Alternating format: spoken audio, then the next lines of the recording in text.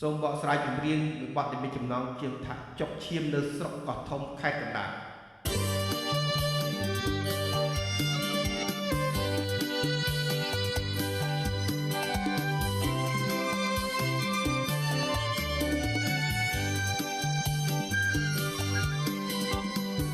តែចិត្តតែខំថ្នាក់ថ្នមស្នេហ៍ស្រី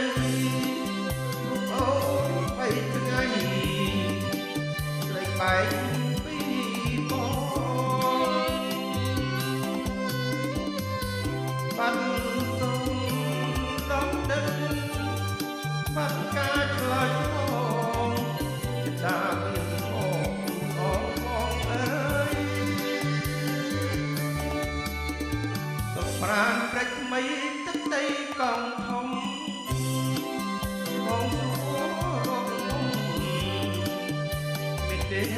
ចំឡើយព្រេចដីជ្រៃធំបងអស់ហើយពីមិនស្គាល់ឡើយតាអូបងមិនអងចិត្តទឹកដល់ស្រីឆ្លងទៅព្រៃជ្រៃពីអមចាំទឹកឡើងអូគេព្រីគូមានទេមុំជួយចិត្តតាស្រីកាត់ចិត្តមិនដាច់គិតសម្រាប់ចិត្តប្រែកហមនៅចិត្ត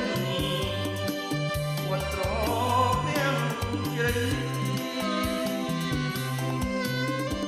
ជើងបានកាអូនៅមិនឃើញហើយអង្គចាំថ្លៃអើយអូននៅទីណា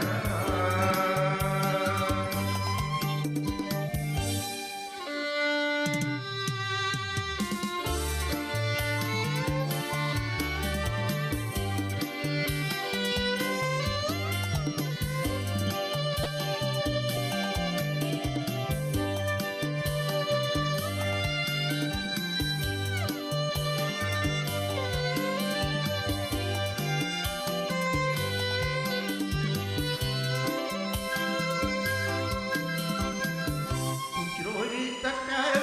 ដល់ស្ពានឆ្លងបាន